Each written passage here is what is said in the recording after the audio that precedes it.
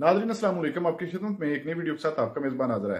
नाज़रीन, सीनियर सहाफ़ी मतीउल्लाह जान जो कि ज़ाती तौर पर पीटीआई के मुखालिफ है, आज तलत हुसैन के प्रोग्राम में मुस्लिम लीग नवाज का रहनुमा अता तारड़ झूठ बोलकर फंस गया, जिस पर मतीउल्लाह जान ने इसकी खूब क्लास लगा दी। इस तरह के सख्त और कड़वे सवालात किए आगे से अता तारड़ के पास किसी सवाल का कोई जवाब नहीं था, बल्कि आए बाएं शाएं करने लगा। एक दफा वीडियो मुलाजा फरमाएं, फिर इस पर मुकम्मल तफसील आपके सामने रखते हैं। क्यों नहीं हुआ? मैं इसलिए कह रहा हूँ, पार्लियामेंट पे जो हमला हुआ, पीटीवी पे जो हमला हुआ, वो बड़ा वाकया था या मैं इससे बड़े कोट कर देता हूँ आपको।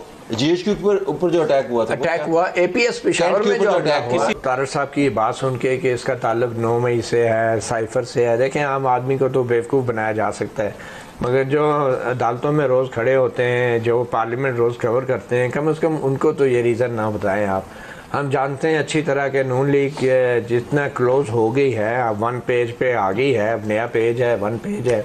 उसके बाद जिस तरीके से एस्टैब्लिशमेंट के रोल को एक्सपैंड किया जा रहा है, पॉलिटिक्स में पहले ही था एस्टैब्लिशमेंट का रोल, अब क्योंकि वो इलीगल था तो उसके लिए भी कानून बना दें कि जो फ़ोन आते हैं खुफिया अदारों से कानून साजी के लिए, तो वो भी कानून में डाल देते फिर, क्योंकि वो पहले से हो रहा था। एस्टैब्लिशमेंट को जो एक इंक्रीज रोल मिला है इकनॉमिक स्फीयर के अंदर, इन्वेस्टमेंट भी एस्टैब्लिशमेंट ने लेकर आनी है, आईटी के सेक्टर को भी एस्टैब्लिशमेंट ने लीड करना है, ज़राई इनकलाब भी एस्टैब्लिशमेंट ने लाना है, तो वहाँ पे आने से पहले कुछ प्रोटेक्शंस नीडेड थी कि जो मीडिया की जो ग्लेयर है और जो डॉक्यूमेंटेशन है, एक्सेस टू इन्फॉर्मेशन को रिस्ट्रिक्ट करना मकसद था। तो ये लॉ इसलिए लाया गया है कि तमाम जो सेक्टर्स हैं, पर्टिकुलर मीडिया और जर्नलिस्ट, उनके ऊपर एक चिलिंग इफेक्ट किया जाए कि जब ये ज़राई इनकलाब ला रहे होंगे, जब इंफॉर्मेशन टेक्नोलॉजी के ऊपर हम इंडस्ट्रीज में छक्के मार रहे होंगे और जब ये मादिनात निकाल जा रही होंगी $6 ट्रिलियन की, तो उस वक्त हमसे कोई सवाल ना करे, कोई डॉक्यूमेंट पास न रखे और किसी ऐसे डिप्लोमेट से ना मिले जो हमें नहीं पता वो जासूस है। अब जिस तरह मती साहब ने बात की, जो अभी स्पेशल इन्वेस्टमेंट फैसिलिटेशन काउंसिल बनी है, 4 एरियाज आइडेंटिफाई किए गए हैं इकोनॉमिक रिवाइवल के लिए। बाहर के ममालिक से भी जहाँ सिविलियन लीडरशिप मिल रही है, वहाँ मिलिट्री लीडरशिप भी मिल रही है, कोई ढकी छुपी बात तो है नहीं। सो आई थिंक उन एरियाज में जो प्रोटेक्शंस रिक्वायर्ड थी वो तो दी गई हैं, चले वो अपनी जगह पे। जो मैंने 9 मई की बात की, देखें ऐसा वाकया कभी तारीख में हुआ नहीं है और उसके रिप्रिकॉशंस क्यों नहीं हुआ? मैं इसलिए कह रहा हूँ, पार्लियामेंट पे जो हमला हुआ, पीटीवी पे जो हमला हुआ, वो बड़ा वाकया था या मैं इससे बड़े कोट कर देता हूँ आपको।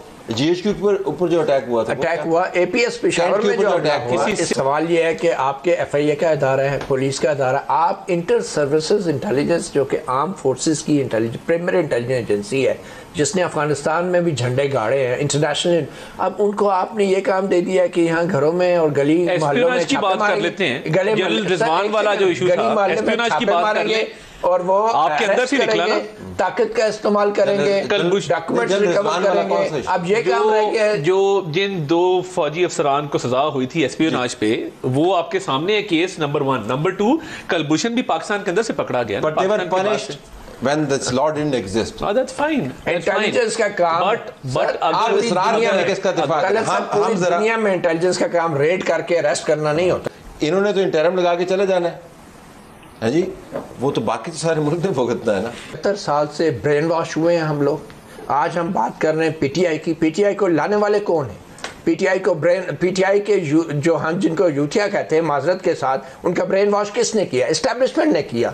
एफआईए या पुलिस को जो तबाह किया है तो वो एस्टैब्लिशमेंट ने डिस्ट्रॉय किया, डिक्टेटरशिप ने डिस्ट्रॉय किया, इंस्टीट्यूशन को बनने नहीं दिया। और आज ये हम बात कर रहे हैं कि सियासी पार्टी अगर गली मोहल्लों में कुछ करेगी तो कौन उनको आग लगाएगी तो क्या होगा? ये वही बात है ना कि अगर हमें पुलिस डंडे मारेगी, हम इनकलाब कैसे लाएंगे?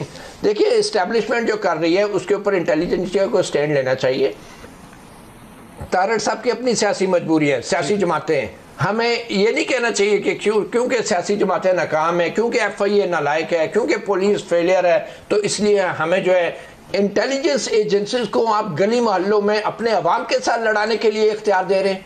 आपको अंदाजा है कि इसका क्या मतलब है, इसका क्या नताइज होंगे? और हम यहाँ बैठ के ये बात कर रहे हैं कि जनाब इंटेलिजेंस एजेंसी के बगैर पुलिस वाला अरेस्ट नहीं कर सकते। वाली जो बात की ना, एग्जैक्टली मती साहब का फ्रैंकेनस्टाइन आर्गुमेंट अपनी जगह ठीक है। देखिए, एक फ्रैंकेनस्टाइन क्रिएट हुआ और उस फ्रैंकेनस्टाइन ने हर चीज डिस्ट्रॉय की 4 साल के अंदर। ये तो बात पसंद आई आपको। मैं बिल्कुल, एक फ्रैंकेनस्टाइन मौजूद है।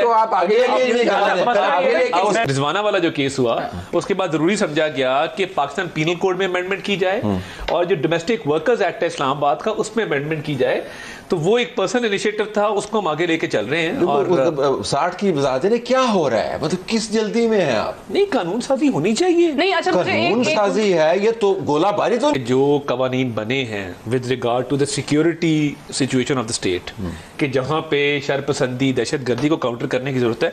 अगर मैं 9 मई जैसा वाकया करता हूं और मैं पाया जाता हूं कोर कमांडर हाउस के अंदर चीजों को डिस्ट्रॉय करते हुए, कोर कमांडर की बेटी का जहेज लूटते हुए, तो बाय ऑल मींस क्यों ना लगे, जरूर लगे। सर यहाँ पे बागे जना में कायद-ए-आज़म मुस्लिम के अंदर जो कौम की बेटियों के साथ होता रहा है उसके ऊपर आपने इंसाफ दिलवा दिया। आप एक जना हाउस पे हुआ है, ठीक है, गलत हुआ है, इंस्टीट्यूशन है, मगर आपके जो सिविलियन इदारे हैं, FIA है, पुलिस है, इट्स योर फेलियर। आप हुकूमतों में रहे और आज आप बात कर रहे हैं कि FIA इस काबिल नहीं है और आपको अख्तियारात ISI को देने और IP को देने। आप माने माफी मांगे कौम से, फिर आप दोबारा इलेक्शन के थ्रू से लड़ने जाते हैं। आप इधर बैठ के कहते हैं कि हाँ मानता हूँ फिर ये तो फिर लोगों को बेवकूफ बनाने वाली बात है कि फेलियर कहीं ना कहीं पॉलिटिशियंस का ही है ना।